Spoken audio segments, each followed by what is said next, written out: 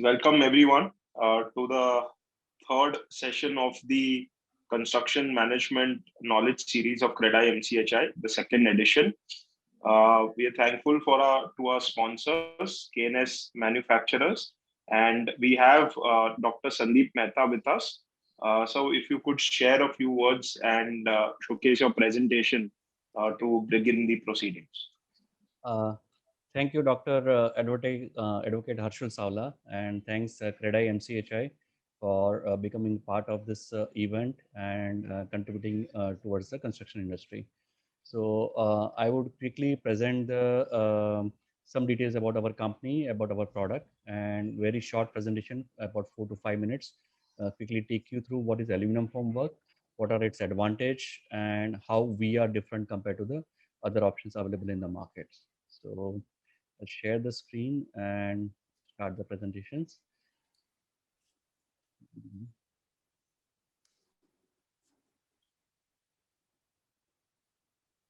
Okay, so basically we represent two companies, Knish Aluform and Knish Verticals.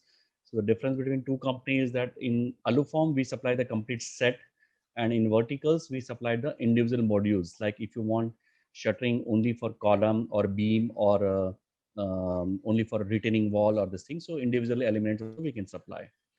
So the motto of the company is "Desh mein bana, Desh ka apna." So supporting our Prime Minister vision of supporting Indian industry. That's what we do it, and we value our partnership with customers, employees, clients, and everyone, and also helping you to construct it faster. So our plant is located in Talegaon, about 35 kilometers from Pune. And this company has been promoted by Mr. Nitin Mittal, who is our chairman.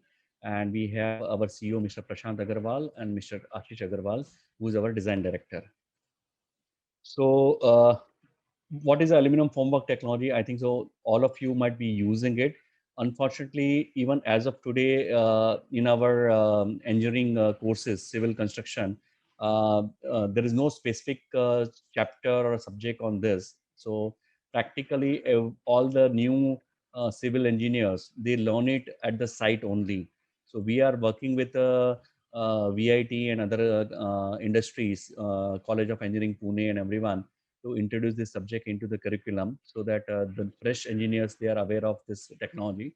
So basically this technology was started, this was invented in 1965 in USA, and then made more popular by a Malaysian company called Maiwan Forest. So typically that's why people call it as a Maiwan, but it's basically a aluminum formwork. The way toothpaste has become Colgate, people call it as a Maiwan. So basically, it's a replacement for the plywood. Instead of a ply shuttering, you'll be using a aluminum formwork. So it's a more eco-friendly because aluminum is 100% recyclable, and plywood, it's a cutting of the trees. So it's a green technology, and it has a life of about 300 repetitions. So the affordability, the cost per square meter is much lesser. And the second thing, in this technology, you are casting the complete slab, including all your floor, walls, beams, columns, lift well, staircase, everything in one piece. So the resultant structure, what you make is much better in terms of the waterproofing, and it has a much better behavior during the earthquake. So advantage, speedier construction. You can cast one slab in every 7 days, 6 to 7 days, as against conventional about 12 to 15 days. So you can complete your project faster. As I said, it's eco-friendly. After the 300 repetitions, you can scrap the aluminum and get almost about 30% of your original investment back. It helps you for constructing it faster. All your subsequent activities like external plaster, internal plaster, all these are not required. Your plumbing and electrical work also becomes much faster because that is integrated during the casting. So, and the best part is that you don't have to have a dependency on the skilled labor. Uh, so basically, I'll say it's a win-win from the developer point of view, from the contractor point of view, and of course, as an end customer, they are getting a much better house in terms of the quality. and of course the accuracy also. Uh, I'll be taking all your answers, questions at the end of the session. I have seen some people raising their hand. I'll be answering every one of them at the end of the presentation. So why Knest? We are an Indian promoted company, and we are the only company which use 6061 T6 material. This is basically the alloy, aluminum alloy, which is being used even for your aircraft cabin macking also. So you can understand the kind of pressure it can take it. All our other competitors, they use they mix different material also, but we are using only 6061 T6. We are the only company in entire world who can give you a single piece extrusion for all standard panels. What it means is that the standard panel for making a wall or a slab is 600 by 2400 mm. All of our other competitors, they take two pieces of 300, weld it, and they make a section of a 600 mm. In our case, we have a complete single piece extruded of a 600 mm. So that helps you for a better quality, better finish. All our designs are done in 3D. We have our staircase also made in a single piece, which will help you for a better finish. With using our staircase tread and riser, you have to straight do the de-shuttering, put a epoxy casting, epoxy finish, and you have a staircase ready to hand over to the client. We guarantee you the value of aluminum formwork weight of 21 kg, and all our welding is done on a automatic robotic welding. Now, fastest growing Indian company, about 75% CAGR every year. Processes, we do the design, then manufacturing, and site execution support and training. So we do not give only the product, but we give you a complete solution. At your site, for 2 months or two slabs, our engineer and supervisor will support your civil contractor and their labor how to use this technology. So we get the drawings, we prepare the shell plan, get it approved, and then we prepare the modulation and fabrication drawing, which goes for the manufacturing. Different stages of manufacturing. We get the raw material, cutting, notching, punching, welding, this thing, lacquering, and everything. So we do the quality check of the raw material, chemical and the mechanical properties. We have an in-house spectrometer, hardness tester, everything. These are the different cutting processes where we have a CNC controlled machines to give you the accuracy and the reliability. We have a 3D profile cutting, plasma cutting machine to make all the complicated shapes which you see on the right hand side. These are the examples of a robotic welding, where basically we use a robot to give you a consistent weld position and weld length. We have a CNC punching and notching, basically for the alignment as well as the wall tie slot accurately making it. Otherwise, you will have a problem of a slurry leakage at the site. And we are the only company which has a complete line for providing a lacquer surface on the concrete surface area, which helps you for basically getting a more life. Then we have a barcodes stickers on each panel, so you are able to track it at the site, which panel is for which particular tower and which particular flat. So you are even a illiterate labor, through his mobile, he can scan a QR code and he understand this panel belongs to which particular flat. He can go and place it over there. So just to give you the complexity of the situation, for 1,000 square meter of a slab area, I need to roughly supply you 25,000 components, which when gets assembled like a Lego toy, you have a slab ready. So you can imagine, out of 25,000 components, even if 5 components are missing, you cannot cast a slab. And that is the reason why we have gone for a technology like QR code stickers on each panel to identify and use it. So these are some of the complex shapes what we have done it. This for Sri Lanka export, where 4.1 meter height floor to floor, and each flat has its own swimming pool, kids swimming pool and a parent swimming pool. What you see on the right hand side. So all curvatures, lintels, angle decks, we can do it. So there is no limit to the architect's vision what we can't provide. And we are very happy to tell you also that recently we bagged the order of a RK Studio, which is being constructed by Godrej, and where they have a fluting arrangement on the exterior surface of the elevation. That also we are giving in aluminum formwork. Some of the example of angle decks and everything.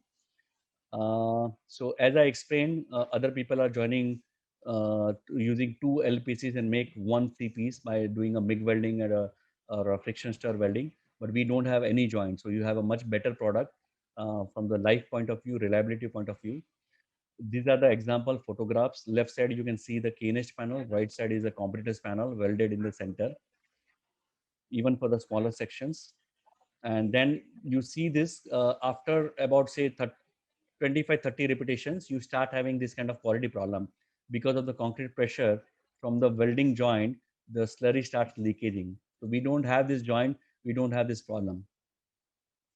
So staircase also we have a single piece. This is an example on the left hand side where we have a complete one single trade and riser made out of one extrusion. Other people are doing the cutting and welding and this thing. So we have a better product. And uh, these are the some example of a difference between us and the other competitors. We being a local company, we are able to deliver you much faster. Our prices are competitive, and we have a complete transparency wherein after placement of order, your team can come in at any time and check at our Pune plant about the real-time progress also. And any missing of the panel also, we can support you within about 72 hours from the date it has been reported. So we always believe in having a complete trust and transparency with our customers and stakeholders.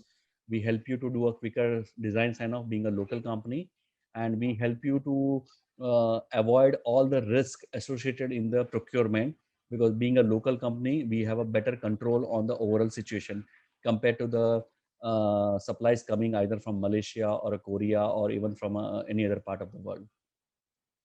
Some of the letter of appreciations from Tata, Shapuji, who are all our repeat customers, Godrej, all these people. And this is a small clientele list of what we had. So this completes my complete presentation, and I'll quickly take the question answers. So I have a question from Saurabh Agarwal. His question is, what's the ballpark pricing per per square feet? Okay. So typically, what the industry standard is to quote in square meters, and the ballpark figure with the current prevailing aluminum pricing, it's something about 8,300, 8,400 square meter per square meters. Okay. So roughly about 840, 850 rupees per square feet. But this number largely depends on the overall elevation feature of the building, the shape of the building. If you have a more complex elevation, more curvatures and more angles and this thing, that increases my spatial panel, non-standard panel ratio. Roughly on an average in industry, it is 60 to 70% is a standard panel, about 30 to 40 is a non-standard panel. So if your building elevation is more complex, I have a more non-standard panels, which is done manually. So obviously you need to have a more increased cost. So if your building is more standard box type structure, obviously these numbers go down. Next question I have is from Kiran Molayer. How many repetitions can be achieved? So we give you a guarantee in writing. You can achieve 300 repetitions if you take the complete care maintenance as per the recommendation procedure what we have given. And we have seen people doing it for almost about 400, 500 repetitions also. We have a client in Jharkhand, Tata Projects, where they are building a government project. They have done already a repetition of 180 repetitions. Next question I have from HO Temp user. Do you provide modification facility in the supplied formwork? Yes, we do the modification facility for our supplied material. We give you the guarantee for your next project. We will do the modification, and so for your next project, you have a incremental investment of only about 15 to 20% for your next project. So it becomes a win-win situation for you. I have a question from Mr. Jayprakash. Is there any testing to check the panel welding is meeting the requirement? Yes, we have a testing. We have a test report from IIT Mumbai, which we can share it with you about the load testing on the single piece extrusion panel versus the welded structure. Then I have a question from Mr. Tom from Mr. Kiran Molayer. Do you local vendors for modifications? No, we do not do any modification at the site. Upon the client request, we take back the entire material back to our factory, in our factory in under control condition with quality. We do the modification and return back to the customer. Then I have a question from Rajesh Sheth. Okay, he's asking for our profile, which we will mail it to him. I have a question from Mr. Tom Kapiankal. What is the lead time, earliest delivery time for shuttering at site? Uh, from the shell plan finalization, we give you a guarantee of 90 days for delivery at the site. Then number of repetition recommended for making it cost effective. Okay, so we have done the analysis. The break even point is about 22 or 23 floors. When you have a building which is more than 23 repetitions, the cost of aluminum formwork versus cost of plywood becomes equal. So any building above 23 floors, you can go for that. However, we have seen cases where places like Santa Cruz, people have used it for even 16 repetition. Reason is that they have a heavy outgo for the rental for the old tenants. So obviously, when you use a modern technique like aluminum formwork, you are able to build it faster in half the time, and they find it economical. Then I Okay, have. sir. So what I'll recommend is, sir, I'll we share my will email address. Yeah, no, and no. Besides, also the presentation that you made, yeah, which can have your email address as well as your mobile number, sure. and we have a internal Telegram group which has all the registrations. So we Okay. will share that. Hmm. And but please, do mention your coordinates, email as Yeah, well as mobile. yeah, And I think they could directly touch base with you. But this yeah. was extremely interesting, and Yeah. given the number of questions that are coming, I'm sure over next couple of days we'll have many more ringing Yeah. in. So I've just now shared very quickly my email address and mobile number for everyone. They can note Perfect. down In the chat and box. in the Yeah, chat box. Yeah, correct, correct. great. So thank you very much for CREDAI MCHI team, and special thanks to Harshul sir, and look forward Well, to work with everyone. Yeah, absolutely. And so do hang in for the session. sure, sir. So we have two very young, dynamic leaders, Varun Advani and Nilesh Agrawal, who will be speaking on how to make houses affordable through construction management. So I Right, think right. clearly the theme is cost optimization. Both Varun and Nilesh are first generation real estate developers. Varun Advani is an industrial engineer. He's a graduate from the Purdue University in the States. He was a quality engineer with the German MNC Nor Bremes. He has particular interest in green buildings. Their firm has been developing more than 1 million square foot in the region of Pune. Nilesh Agrawal is an MBA from the University of Plymouth. He's a first generation developer. His company incepted in 2015. Since when they have already delivered more than 600 flats in last 5 years, and presently they are in construction of 1,500 residential flats. So over to you, Varun. Just a quick reminder to all the participants, keep your questions flowing in the chat box. One of the speakers would be keeping track of that. We would look to address all these questions while the speakers make their presentation. And after their presentations, we will also open up the floor for each one of you all to, even if required, individually ask these speakers questions. Recordings of these sessions would be made available after the entire series is over. So just in case if some parts are missed, do not worry. The recordings would be made available, but after the entire knowledge series is over. So over to you, Varun. Looking forward to hear on the affordable housing. Thank you. Thank you for the introduction, Harshul.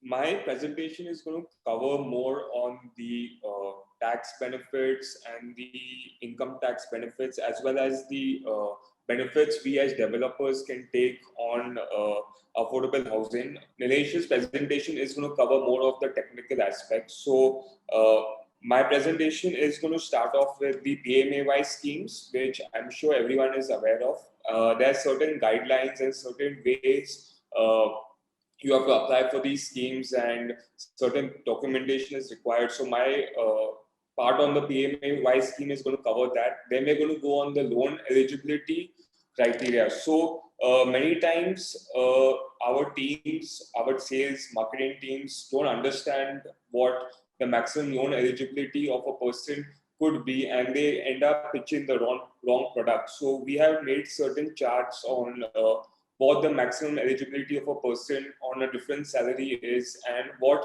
they could pitch that person accordingly. After which we will go on the tax benefits to the developers. I'm sure all of you have heard about the 80IBA scheme, but there are certain finer points like the minimum alternate tax which is applicable, and there's certain time in which you have to get that 80IB scheme registered. So we'll cover that in that part of the presentation. After which we will go on the tax benefit of the different government schemes and different government policies on and how the customers can benefit from it, and how much they can save, how much income tax they can save, and how much money they can save in rent, and which concludes and shows the overall profitability of buying a house compared to renting. And we then do the calculation over a period of 15-20 years, and we'll see the presentation, we'll end up seeing that these savings are huge. And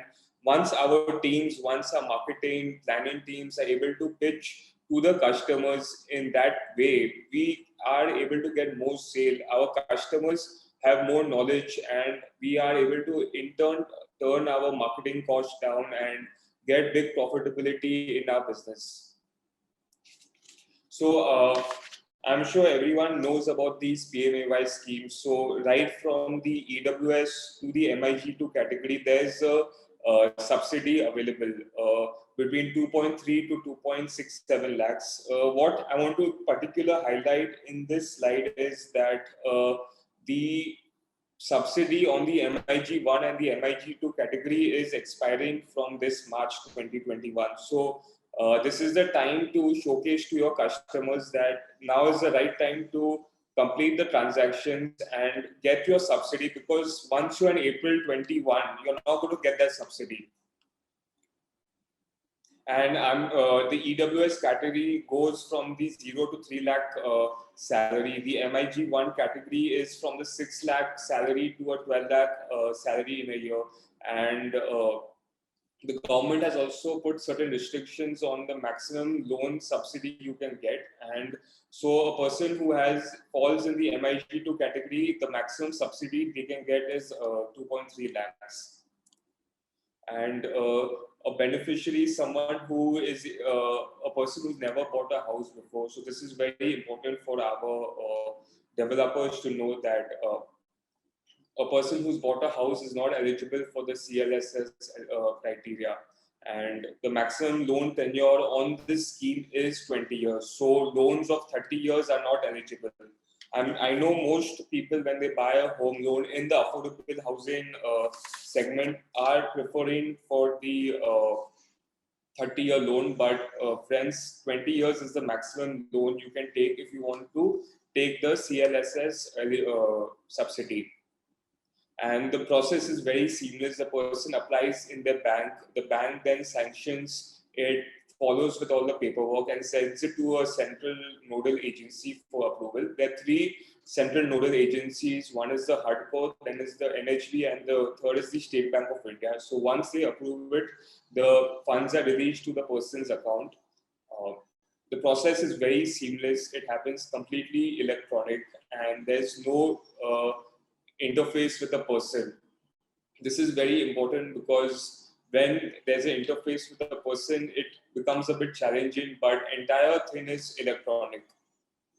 So when we calculate the subsidy, we want to know like how much a person can maximum borrow. So say my salary is 50,000 a month, and over a period of a year I get 6 lakh rupees. What is the amount of home loan I can get, and accordingly what I can buy with that home loan? Friends, when your salary is less, between 25 to 40,000, your customers are considered at a little higher risk. This is very important to understand because in affordable housing, most of the customers have a lower salary and they have less documentation to prove that salary. So at that time, the banks take a very conservative approach with them, and they are only able to borrow a very less home loan compared to what a normal other person could borrow.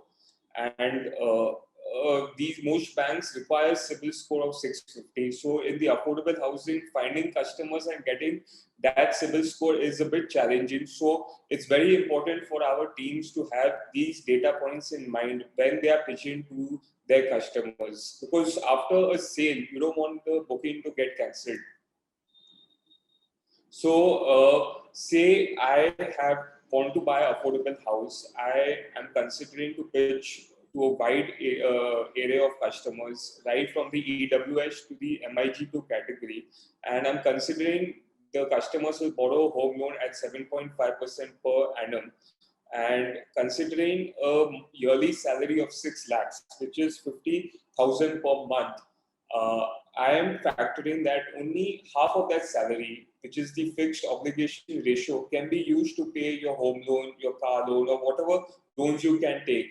The remaining amount is considered as like your expenses, your travel expenses. So say a person has a 50,000 per month salary, the maximum amount of loan he can borrow, considering 25 to 27,000 is his loan repaying capacity, we come up to a figure between 31 to 34 lakhs. And now, if we add the subsidy of 2,67,000 on the LIG category, the maximum loan plus subsidy that person can take is 33.7 lakhs. So a house which has a stamp duty or an agreement value of around 45 lakhs wouldn't be eligible to a person in the LIG category. However, when we move to the MIG1 category and the person's salary goes from 6 lakhs to 9 lakhs per year, which is around 75,000 per month, and I'm considering half of that salary is my loan repaying capacity, the person can borrow between 46 to 51 lakhs in that year. And considering they get that 2.35 lakh subsidy, also note the subsidy is only available till March 2021. The maximum loan and subsidy amount comes to around 48.89 lakhs. So a person is able to buy that 45 lakh affordable home in this bracket. Now, when we change the interest rate to 9%, you can see the 48 lakhs, which was eligible to the person at the MIG1 category of 9 lakh salary, has come down to 44.02 lakhs. So, friends, it's very important to understand the maximum loan capacity at a different interest rate as well, because 0.5% or 1% here and there changes the person's eligibility and the home loan experience. And if a customer doesn't get the loan, you are bound most of the times that they will not go ahead and carry forward with the sales. So our sales and marketing team need to understand these financial calculations, spend some time in it, because so that they pitch the right product to the right customer. So if now this is a further deep dive into what a person can buy at 9 lakh salary and also with an MIG2 bracket, which is an 18 lakh salary. So considering all homes are affordable homes, have capped the apartment value at 45 lakh. And here we see that at a 7.5% interest and a 20-year loan, a person with a 9 lakh salary can easily buy a 45 lakh apartment. But when his salary falls down to like say 6 lakhs and he's in the LIG1 category, he can only afford maximum a 30 lakh apartment.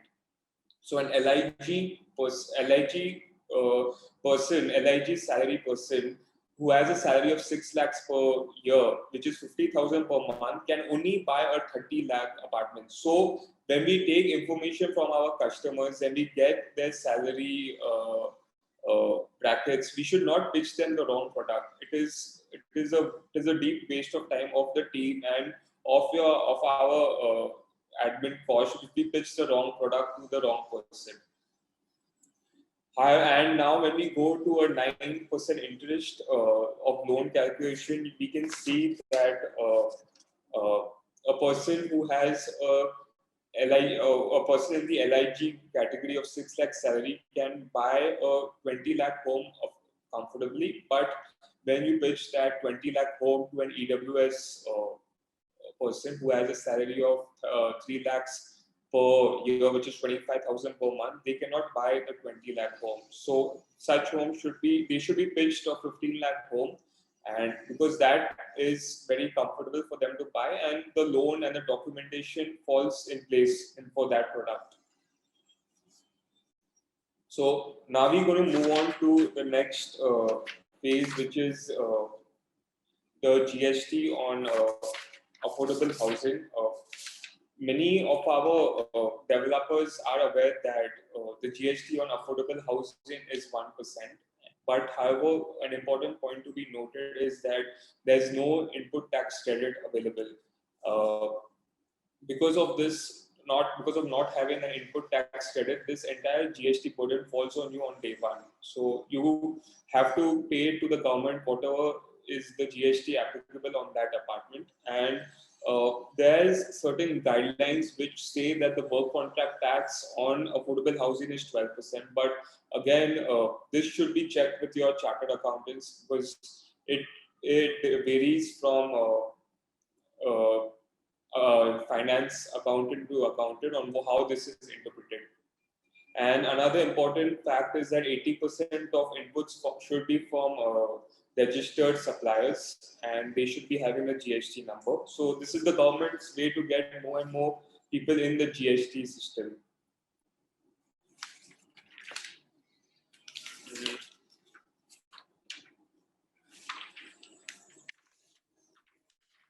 So when we calculate this GST, we should also understand what is the impact of this cost on us when we are selling, and how your customer views it. Say you're selling at 4,500 rupees per square feet, an affordable housing somewhere on the outskirts. A GST of 1% is 45 rupees per square feet, which is your outflow to your to the government. Considering the construction cost is 1,800 rupees per square feet, the work contract tax is 12%, and as there's no input tax credit available, this has to be paid upfront. So an apartment which basic rate is 4,500 ends up costing around 4,761 to your end user, and most of the time the end users will not pay this. They will ask for a discount. So this burden has to be factored in with the developer. So this is you just have to plan on how the GST and the work contract tax is factored in your overall pricing of your unit. Now we are going to move on to the ATIB benefits, which are available to all developers who are in affordable housing. And the condition is that the plan should be approved from a competent authority up till 31st March 2021. This has further been extended till 31st March 2022. And the condition the government has put last year was that the stamp duty value of the housing, if the project is approved after September 19, should not exceed 45 lakhs. So these are two conditions we have to keep in mind while planning on taking these ATIB benefit. However, it's not all rosy when you're taking the ATIB benefit. You have to pay an alternate minimum tax of 18.5% of your profit. So say your profit on the ATIB project was 1 CR, you'll have to pay around 0.185, that's 18.5 lakhs as AMT. And the good part about the alternate minimum tax is that the credit can be carried forward for a period of 15 years. So this can, if you do another project in the firm of ATIB, you can take this benefit in the next project.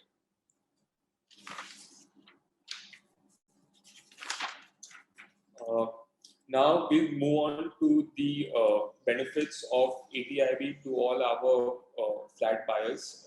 So friends, buying a home loan has a lot of tax benefits, and we should be able to highlight these tax benefits to all our customers. And there are certain calculations which benefit the customers when they take these tax benefits. So the next few slides will highlight those tax calculations as well. So the first most commonly taken benefit is the Section 80C principle, which is a 1.5 lakh deduction taken, which is a principal deduction on a housing loan taken when you buy a home. Then the next is the 80C section, which is a 1.5 lakh stamp duty and registration benefit, which is taken only on the year where your house is registered. After which customers also get a Section 24 interest benefit, which is a amount of around 2 lakhs per year, and this can be taken for a period of 5 years only. The government, to promote affordable housing, has also come up with a Section 80 EEA benefit, which is only for affordable housing homes, which clearly is capped at a stamp duty value of the property of 45 lakhs. This has further been extended until March 2022. So there was a cap of taking this benefit until March 2021, but in the finance budget last month, this has further been extended. Now we're going to go on and see some tax benefits of buying a home versus not buying a home, and after which we will go over seeing certain benefits of renting versus buying, and then in the end we will total up all these benefits and come up with a summary. This summary can be shown to your customers, and it will help your sales and marketing team in showcasing the benefit of purchasing a home.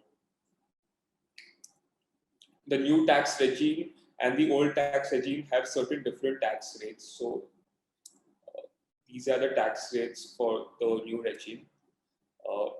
So here is the tax calculation of taking a home loan, and I have done it on, for example, I've done it for all salary brackets, right from 3 lakhs to 18 lakhs, highlighting the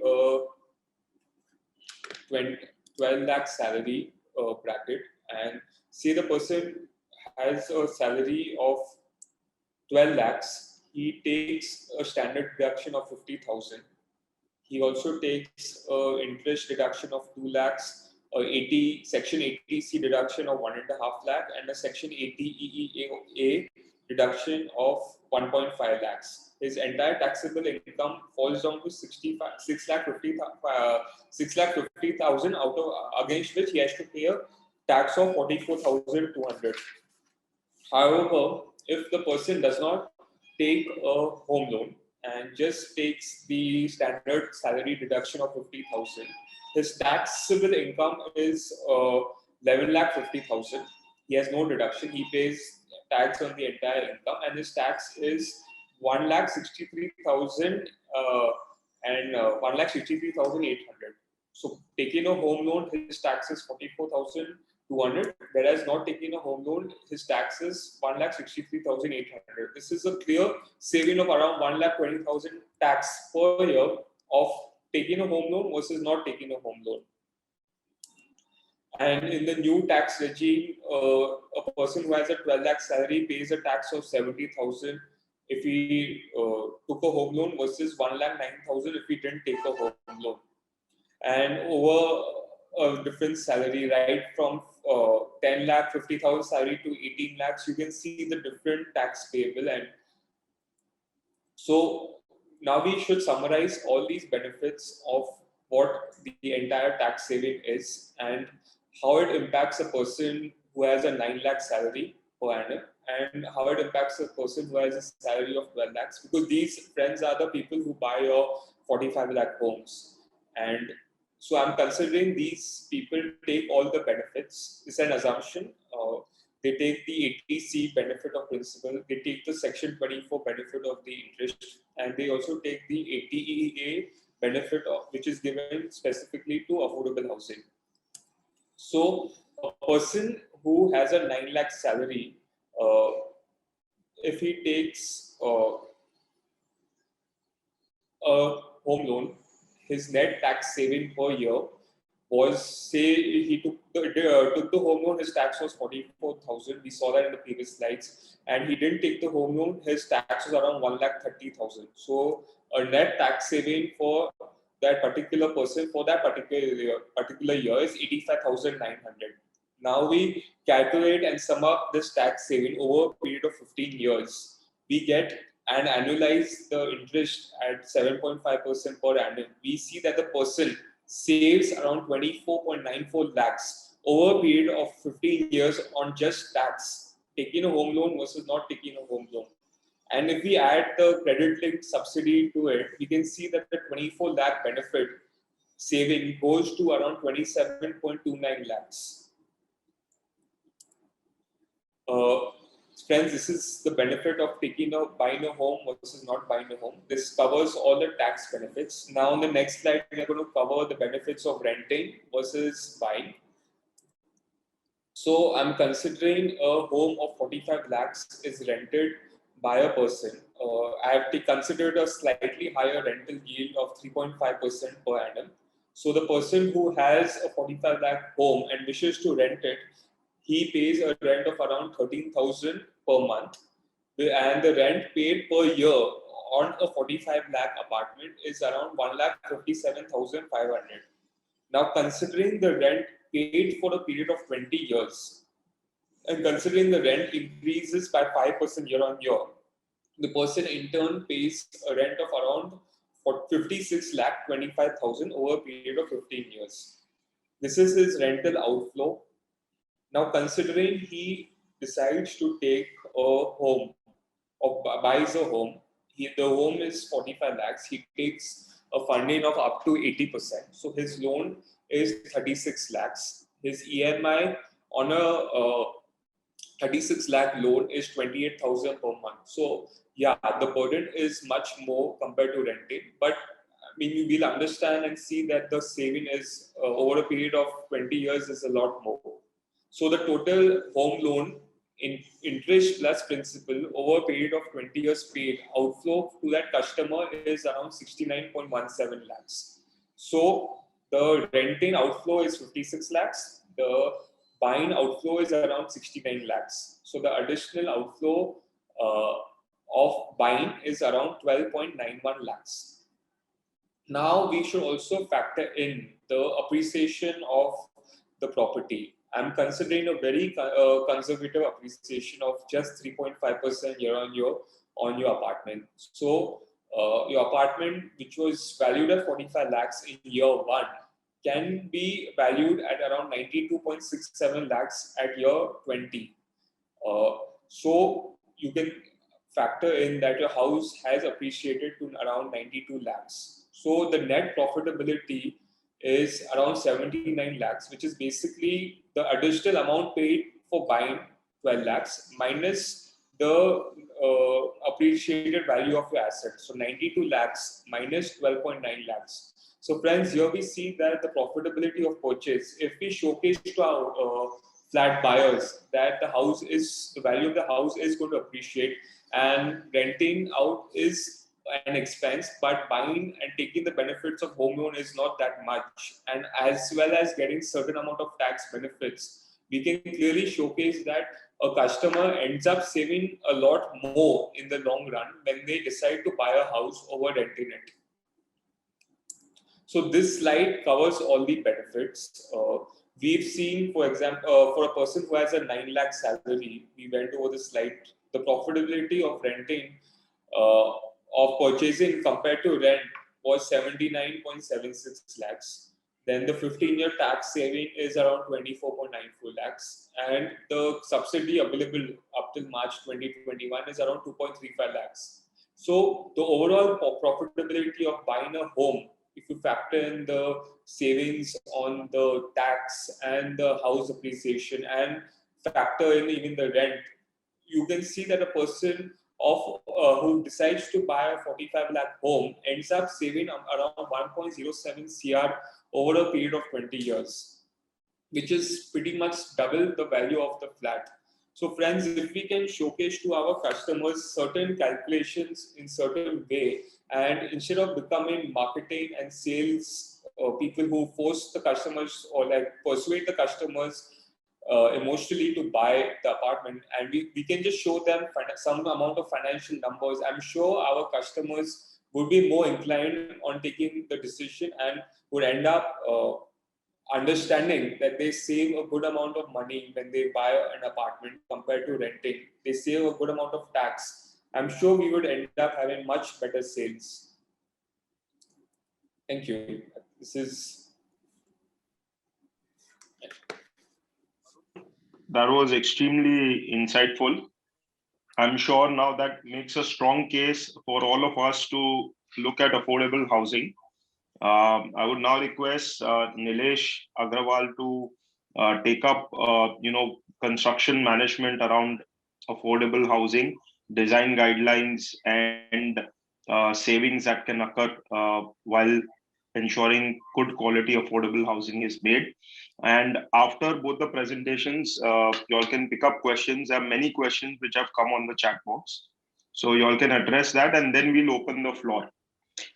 Nilesh, over to you. Hi. Thank you. Thank you for the opportunity. I'm just sharing my screen now.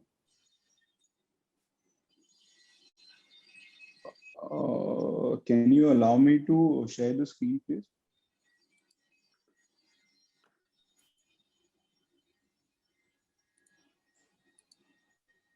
Yeah, just try now. Yeah.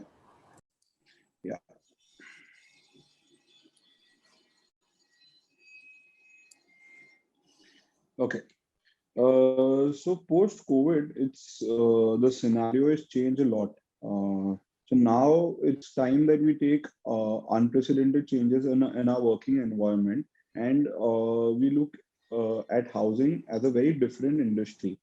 So the core part of it is right now, can we save up to 300 rupees per square feet on construction cost in affordable housing? So my presentation is basically divided into three different parts. A is planning, B is execution, and C, the third one is specification. So in the planning, more or less, I'll be talking upon how a grid or how a design of a flat affects the cost aspect of the affordable housing. And then in the second part, the parts that we have observed in the planning, we'll practically see a project of our own when we implemented these changes, what was the cost impact. And in the third, that is the specification, we will be giving certain suggestions regarding what should we be looking at when we say affordable housing. So design is a very important aspect when it comes to affordable housing. See, to sell cheap, it's no rocket science that we have to make smaller flats. You cannot sell 1,000 square feet flat at 15 lakh rupees. That's not possible. So when it comes to planning, it is very important that the planning has to be very bang on, and there should not be any unutilized space, and the customer should have per square feet, what do you say, उसको per square feet का justification मिलना चाहिए. Secondly, standardization is very important. Now construction has to be looked as an automotive industry, जहाँ पर में सारी चीजें standardize होनी चाहिए. See, affordable housing is more of a quantity based business. So when you have to work in quantum, you would have to require standard systems, standard processes. You would have to get a lot of things manufactured outside the project and just get it in the project. Third part is FSI. So what happens when a developer, usually when we used to get the land first, we would go to the architect and we say, "Ki boss, हमको ज़्यादा से ज़्यादा sellable निकाल के दो." Now you have to understand this thing in very particular. In affordable housing, it is about sellability, not sellable. So your project should have a more sellable factor rather than just the number itself. So now we are going to see three of our own plans that we have executed or in process of execution. So now in the first plan, if you can see, there are 8 flats to the core. They are all 2 BHKs. There are certain figures on the right hand side, like this building is a parking plus 8 building, roughly has a built up area of around 47,000. It has 64 tenements, 8 flats to the core. You can even see here, there's a STP capacity of 38,000 and an underground water tank capacity of 43,000. So just remember these numbers. So what impact this number gets on costing is really interesting. So if you see down over here, we have even mentioned built up to sellable ratio. So this particular plan, we have achieved a built up to sellable ratio of 1.08, which is very good considered to what is the market practice right now. Many projects are doing 1.15, 1.2, 1.25, or even higher. Then if we see next, here also, if you can see, there are 8 flats to the core, all 1 BHKs. This building is ground plus 4. So we have flats on the ground floor and plus 4 floors above it. There are 39 tenements in this particular building, and built up of around 17,400. Again, STP capacity is here, underground water tank capacity is here. Here, particularly, if you see built up to sellable ratio, so our sellable is higher than the built up. So my built up to sellable ratio is 0.97. So this is a very efficient planning. When we go to the next planning, so here, if you can see, this is like it has 13 flats on per floor, 2 lifts, ground plus 6 building. The apartment size is 22 square meter. So in this 3 examples, this first example we have tried to take about 45 square meter apartment size. In this second, we have tried to take 32 square meter apartment size. And in this third variation, we have tried to take 22 square meter apartment size. So, and this planning also efficient wise, if you see, it is 1.01 built up to sellable ratio. So all these 3 planning are very efficient planning. But still, if you'll be surprised to see the kind of figure that I'm going to show next. So if you see the result, the area that I've taken, so passage cost varied from 7.71 rupees to 12.82 rupees per square feet from plan A to plan C. So plan A was 45 square meter, plan B was 32 square meter, and plan C was 22 square meter. When we see underground water tank, the same difference can be seen. There's a rise of cost of double the stature. And this is not hypothesis. Every costing here is practical cost which we have already incurred. So nothing is hypothesis here. STP cost, same you can see. For the plan A, it was 14.60 rupees per square feet, rose right up till 30.38 for the 22 square meter apartment. And the lift is 41 rupees a square feet for plan A. And plan C, it rose up to 54 rupees per square feet. So only considering this 4 aspect, there's a difference of around 45 rupees 45.69 rupees per square feet on built up area. Now, there's an interesting fact that I'll like to share with you guys. So when we see the lift here, if we go to this plan, so this plan particularly was our very initial plan in affordable housing. So we wanted to save the lift cost. So that was the agenda. We will have more flats on one floor, so the lift cost comes down. So all our planning was around the lift cost. So it was a very stupid mistake that we did, but still, if you see, the lift cost was the highest for plan C. So this is a very interesting fact. So whenever you're planning your apartment, you have to see from every cost perspective. If you go next, you can see there's a cost difference in the excavation cost. RCC cost is also different for all these 3 plans. Transformer cost was 18 rupees for plan A, which rose to 36 rupees for plan C. And peripheral development, which was 33 rupees for plan A, rose up to 68 rupees for plan C. So here again, you can see a cost difference of 47 rupees.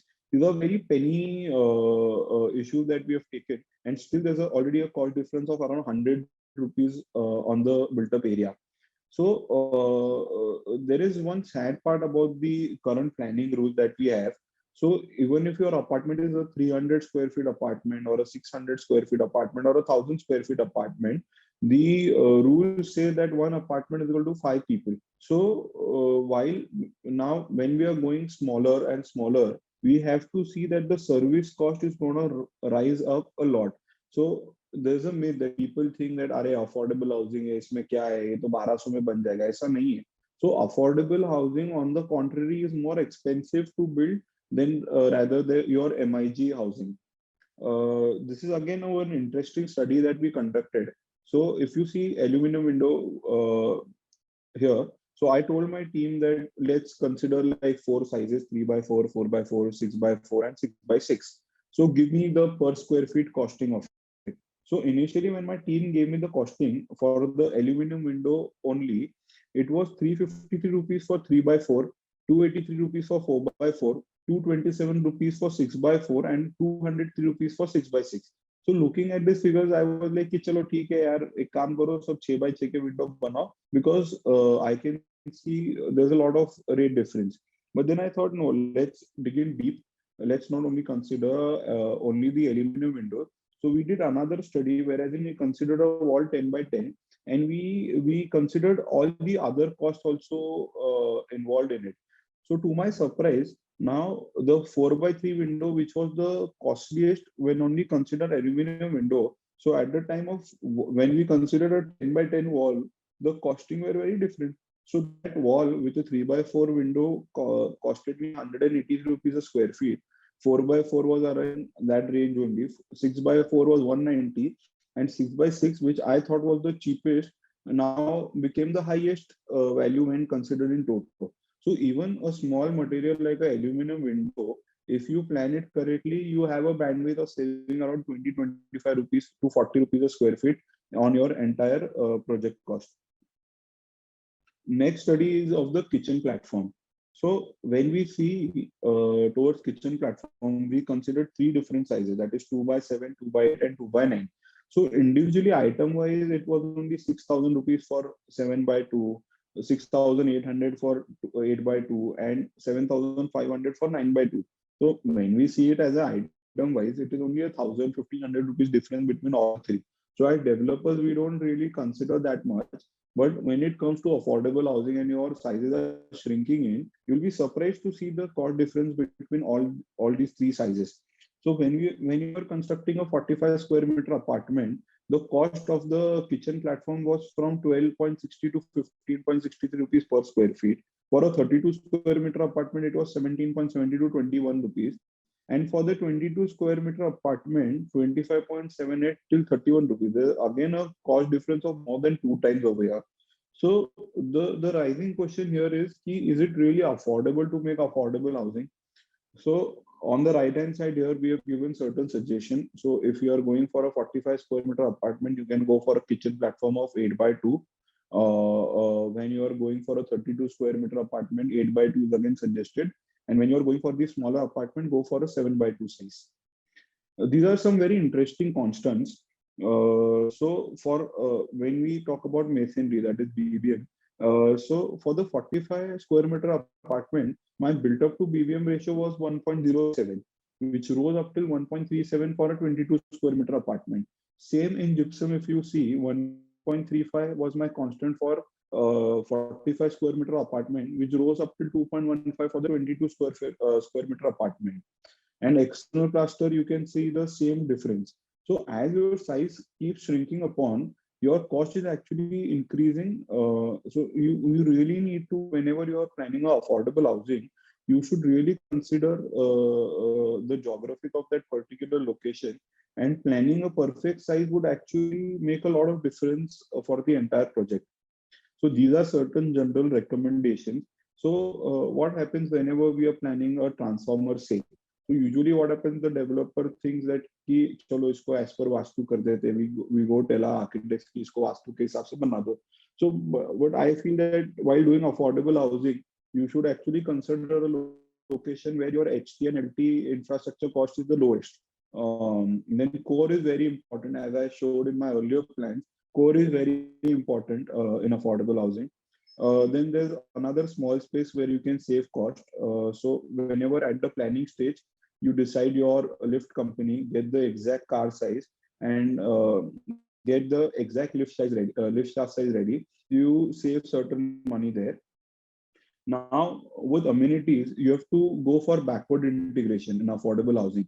क्या होता है, your selling price is fixed. Your construction cost, like even if you freeze today, it's growing with no leaps and bounds. Like with the steel pricing, if you are seeing right now, So a normal inflation rate wouldn't apply for the construction cost. And what happens? We go all out, we market, we put in ye amenity de rahe, ye de rahe, wo de rahe, ye de rahe. And at the end, when we are finishing the project, we realize that there is no bandwidth left for that amount of amenities. So before at the planning stage only, I recommend that you decide your amenities, describe a fixed cost, and then only go and market it. Small things in plumbing also you can save, like if your plumbing is planned well in advance, you can leave sleeves in the RCC so that you can save on core cutting cost. Masonry, most of the places, if you go, there are many places who do red bricks or flash bricks, and many people have now come to use of AAC blocks also. But whenever you are using AAC blocks, there is no need to apply it with the mortar. You apply it with the chemical that comes with the blocks, so it saves on cost and time both. Door frames is a place where you can save a lot of money. So most of us are migrating from a MIG or a luxury housing. So we have a DNA of, say, a mid segment or a luxury housing, and we come to affordable housing with that same DNA. And after delivering one project, we realize that we have not made money. We have actually inputted money in that project. So whenever you're coming to affordable housing, you should have its DNA. So things like door frames, there are options as RCC door frames, which cost around 600 rupees per frame, which we usually give like a laminated door frame or a granite or a red marintini, which costs right from 1200 to 2000 rupees. You can save a lot of money there. Unit size is very important, like just for the sake of it, like you want to sell an apartment for cheap, you cannot go smaller and smaller and make nano homes. So nano homes, you have to realize one thing in particular, like whenever you are planning, say, a 1 BHK, say 300 square feet or a 600 square feet, what are you actually saving? We need to ask ourselves that. In a 600 square feet apartment and a 300 square feet apartment, the number of windows are going to be the same, the number of doors are going to be the same, your toilet size is going to be the same, your CP sanitary is going to remain the same, your electrical points are going to remain the same. The only area where you save, and that is also a myth, that we are saving on the RCC cost and the tile cost, because all other factors, if you see, it's way beyond. So the cost really shoots up there. So we need to really think that just for the sake of it, like I would suggest make a 30 square meter apartment rather than a 20 square meter apartment, and sell it at a cheaper price. You will still make the same amount of profit. Now, point planning is also a very important factor when it comes to affordable housing. Like most of us are habitual of giving two-way points in a room, maybe three light points in a room. So when it comes to affordable housing, two-way points are not required. You can go for a single-way point. The things like you can go for a AC provision rather than providing the actual wire and the switch socket for it. You can lay in the conduit, and the customer, if he needs, can do the necessary provision. Now, maintenance is a very important aspect that we should consider. See, who is the customer coming to us when he is buying affordable housing, say for 15 lakh or a 20 lakh or a 25 lakh rupee apartment. We need to understand his entire salary structure or the income structure. So he's already paying a EMI, he's already paying his fees or maybe a lot of other things. So he doesn't really have a bandwidth left with him. So you have to plan your project. Like tomorrow, you cannot have a swimming pool in your project. It's a good amenity to sell, but is your customer really going to maintain it? Or so you have to really plan amenities in that way, or your entire ecosystem of the project should be in such a way that the burden of maintenance doesn't come on customer for the next 15-20 years, and he has a happy life there. With RCC also, if you see, our rules allow a floor to floor height of around 2.85 meters. So usually we are in a habit of making 2.9 meters, 3 meters, etc. So in affordable housing, you can construct 2.85 meters of floor to floor height, and it would save around 10-15% in the RCC cost. When it comes to door also, there is no need of going for a laminated door. You can go for a painted flush door. Here also you can save around 40-50 rupees a square feet on the door square feet area. So now, after taking all these points into consideration, we went back and we did a practical analysis in one of our projects, and I was surprised to see the amount of cost difference that came. And earlier also, the project that we applied these things was very well planned. So ऐसा नहीं है कि कोई गलत project था उसमें ये चीजें डाल दी तो कॉस्ट बच गई. ऑलरेडी जो प्रोजेक्ट को निचोड़ा हुआ था उसके अंदर ये चीजें वापस अप्लाई करी तो we had another cost saving over it. So when we like things like a geotechnical report, if you do that and have a optimum knowledge of the ground strata, you can go for the particular excavation rather than going for a mass excavation. So you start to save here around 0.62 rupees here. Now this would look like a very small amount, but when it totals up, you will see a huge difference. RCC area, जैसे मैंने बताया, you can go for a 2.85 meter height and other things like cantilevers नहीं होना, common walls जैसे common walls को optimization हो गया, duct size का optimization हो गया. So after all these things, we were able to save around 16 rupees a square feet in the RCC. In the finishing, we were able to save 51 rupees when we migrated from fly ash to a AC block. And things like tiling, we stopped using char and we started using a 6 mm grade, painted flush door, as I said, standardization of window sizes. तो ये सब करने से around 50 रुपए का फर्क पड़ा. Infrastructure wise, we started using solar lights instead of your normal light. We saw huge cost difference there. So small things applied here, we were able to save around 3.5 rupees a square feet. Consultant and other charges, this is a very important aspect. So I don't really want to defame any of the consultant, but when it comes to affordable housing, you need to understand that there is one particular unit size and there is just duplication. So you initially make a unit size, you make a duplication of it, form a grade, and the building is also duplication. So when it comes to like the fees of the consultant, so you have to really sit with them and optimize that, because they are also, their work is also becoming easier with this. So a market practice, say, of architecture is around 15 or 20 rupees a square feet. You can do the same at around 4 rupees or 5 rupees a square feet. So that is the amount of cost saving that you can do. Even in admin salary staff, like we observed that we appointed a project manager and made him to do only drawing work at the initial, like 2 months उसको सिर्फ GST planning पे लगाया, and then we started the work on site. So after doing all those optimization, we were able to save around 10 rupees in admin staff salary. So if you see in total here, the project initial and after applying all these things, we were able to save another 116 rupees a square feet. So that's a huge difference. Now, this is a very important aspect. Ki affordable does not mean substandard. Like most of the people have this thing in their mind कि अरे affordable है तो substandard होगा, तो ऐसा नहीं है. So these are certain specifications that we recommend. Obviously, you're free to use your own specification. But things like when it comes to lintel, so we usually have the beam still lintel level, so there is no need to cast lintels post that. Floor to floor height, as I earlier said, that it can be around 2.85 meters. AAC blocks, so we do a 100 mm concrete band at the bottom and then apply the AC blocks. We don't have the partly in the center. Then we do gypsum finish, direct gypsum finish for all the roof walls. Staircase and common area we apply Sunla. Then all internal walls we have, for all external walls we have a double coat dabba plaster. We usually use the ready mix bags available. Then toilet we have our standard waterproofing like the 3 coats, base coat, brick bat and finishing coat.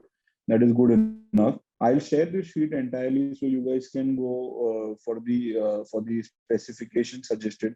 We have even suggested what should be the tile size for your floors, for your bathroom. You can go through it afterwards. Yeah, so I'm just skipping this. So general recommendation when it comes to affordable housing, I have 3 major observations. Like A, don't do a joint venture. What happens? You are usually selling at say 3,000 or 3,500 per square feet when it comes to affordable housing.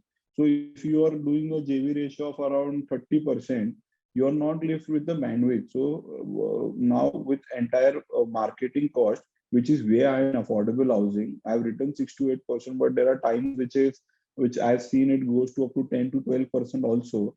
So your construction cost plus your marketing cost, so JVs are not a wise option. So whenever you are doing affordable housing, just buy a cheap land and do work upon that. Then FSI cost is we have devised, like whenever you are buying a land, so what should be the cost that you are looking at? So according to our calculation, your land or your FSI cost should not more be than 15% of your sale value. So say suppose your selling price is 3,000, your FSI cost cannot be more than 450 rupees. Then only you are able to make certain amount of money in affordable housing. And marketing is a burning issue right now in affordable housing because it's went beyond 10% now. So this is a place where you have to really sit down with your team and get it down. Yeah, so this was my presentation. Thank you.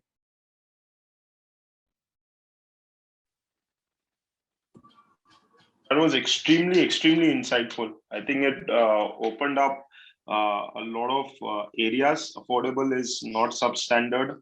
Affordable housing is a totally different ball game. It's not merely just bringing the square foot down, but it's a very specialized skill set, especially around cost. Great. So we are good to take questions. Any questions that you all want to? Harish, do you want to moderate the Q&A? Sure, I'll do that.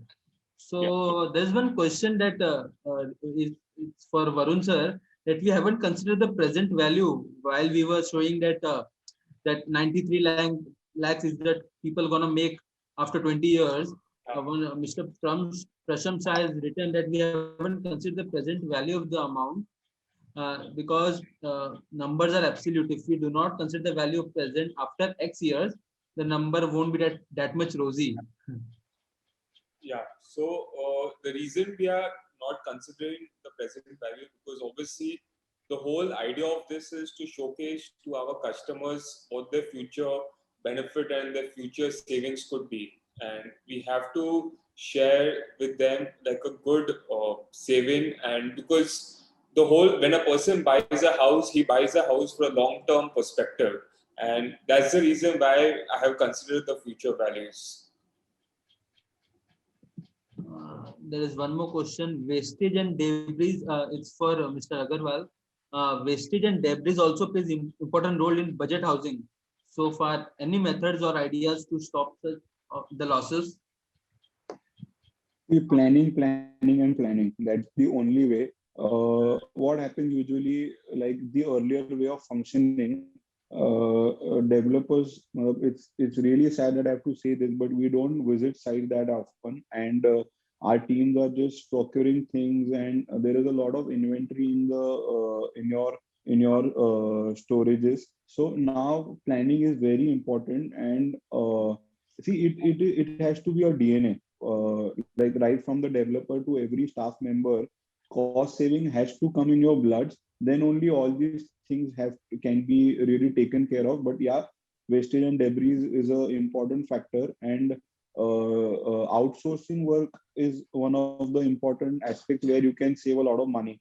Like say for an aluminum window, you can get it factory manufactured and just pay the per square feet price. And you can, as I suggested with the ACC blocks and the chemical mortar which comes with it, so it is all quantified. So there you can reduce your wastage. So you have to go for all the modern mechanisms, and you have to go for material which can be quantified and tallied. Like say, for example, you are going for river sand, you are never going to get it tallied because the amount of sill content, it is going to vary in every different card that you receive. So you have to go for the new modern external plaster chemicals, which can be at least quantified. So that would get it down, I suppose. Yeah. Next question is from Mr. Saurabh. The whatever data has been presented is for high-rise towers, but can you suggest cost-saving measures for G+4 or G+7 buildings? So no, I have not considered high-rise towers in this. There are three projects that we have considered. One is ground plus 4, the other is ground plus 6, and the third is parking plus 8. I particularly feel that at least in Pune area, you have to do your own homework when whichever area you are working in. So at least in Pune, I feel going above 8 floors is not affordable for this particular type of construction. So the data is for 4 to 8 floors only. Next question from Mr. Advani. Whether the 35% deduction permitted as against rental payment permitted by IT in deduction towards the total income? Yeah, rental income you get a deduction, but when you buy a house, you have more deductions. You get the principal deduction, the interest deduction, then there's another affordable housing deduction. So in turn, there are more deductions when you're buying compared to renting, and that's what we wanted to highlight through the presentation. Okay. So we are done with the questions in chat. If anybody wants to ask the question directly, please raise your hand so I can allow you to speak. Please raise your hand.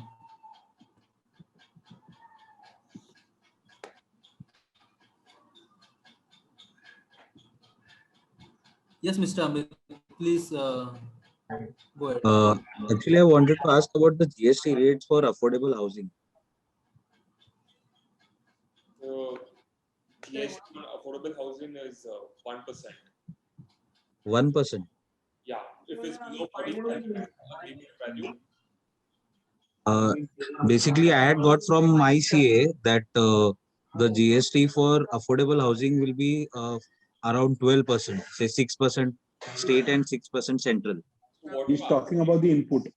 You're right. talking about the material GST. Input. Yeah, it is 12%.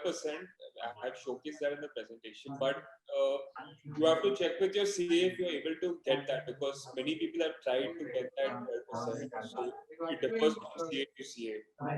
Okay. Okay. Got it.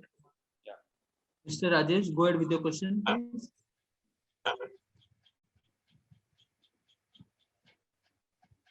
Mr. Rajesh Shed. Yes, this is again to Vikram. Vikram, am I right? I would like to know about GST again. Are we still in a position to select the input tax credit slabs as per the GST norms? In case if you are selecting it prior to going for the development, means are we in a position to choose, or how it is as of now? So you are allowed to choose for ongoing projects a one-time GST ambit if you want to go in the input, or you don't want to go on the input, but those are for ongoing projects. If it's a new project of affordable housing, you don't get the input tax credit. So no, but other than affordable housing, in that case, affordable housing, non-affordable has a 5% GST from the customer, and if it's a commercial project, you can you get input tax credit. And not in the residential, it is fixed 5%, and we cannot claim any input tax credit in the premium projects as well. No, you don't get it. I don't. Okay. You don't. So it's a fixed 5% is payable. Yes, fixed 5% is the outflow and 1% on affordable housing. And in that event, the purchase, whatever we are doing, the slab tax is again 12 to 18% is standard. 12% is the work contract tax on affordable housing, but again, you should check with your CA, because many people have tried that, and it's a what you call. Some people have got it and some haven't got it. So you should again check that. But the government guideline is 12% is the work contract tax on affordable housing. Okay. Thank you. Mr. Tushar, please go ahead with the question. Sir, I'm Tushar from Romel Group. Hello. Yes, we can hear you. Sir, you have given multiple examples for cost saving in low cost housing. like saving in doors and window with some illustrations. So could you please tell us some perspective if having a precast element in low cost housing which could impact the cost, lower the cost, like precast staircase or precast tank, something like that. See, we honestly did a study on that also, but the geographic that we are right now, still conventional method is the best way to go forward. And these things depend upon the quantity of the work that you're doing. Say, suppose you are doing 30 or 40 buildings, as we had a presentation earlier of the EduForm also. So if you are getting a reputation of 250, 300 reputations for the same building, then you can go for entire aluminum formwork for affordable housing also. But it completely depends upon the quantity of work that you are doing. But if it's a small site and with every different project now, the dynamics change and the planning is always evolving. So right now, currently, I feel conventional is the best way to go forward in affordable housing. Thank you, sir.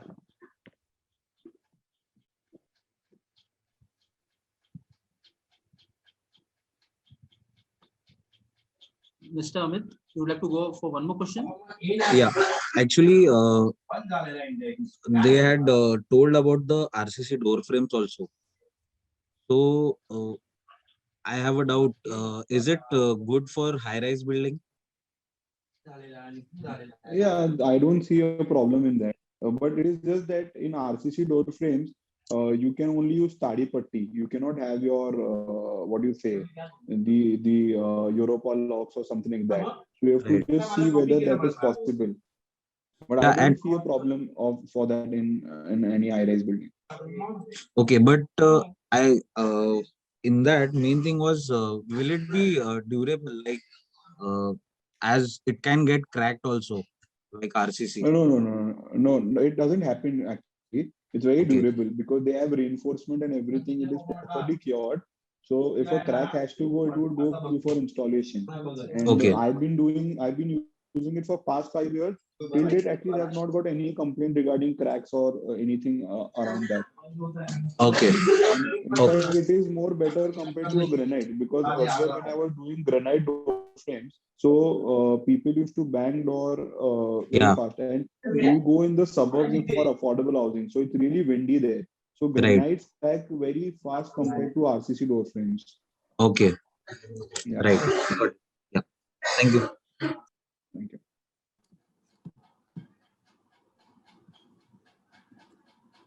Mr. Rajesh, you Yeah, have one question?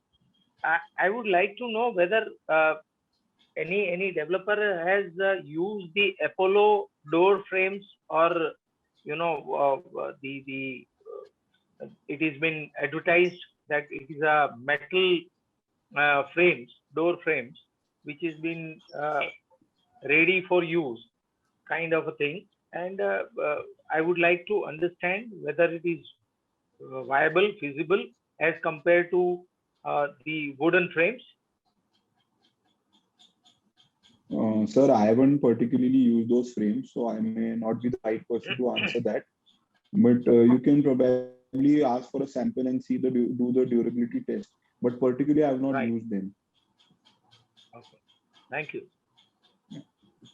Mr. Santosh, please unmute yourself. Yes, thank you for the opportunity. This question is for Nilesh ji. So Nilesh please be Agarwal. louder. Hello, am I audible? Yes. Yeah, I can hear you. Yeah. Yeah. This question is for Nilesh ji. Sir, you have given a really good presentation for affordable. In that case, could you throw some light on the specification part? Like by what type of specifications can we save some cost on the construction front? Like So planning front you have emphasized, but the specification part. yeah. So specification wise, see every corner you can save money at. There is nothing that can stop you. And in my presentation, there was a lot of specification that we have given as standard. I'm sure you will get that presentation so you can go through it.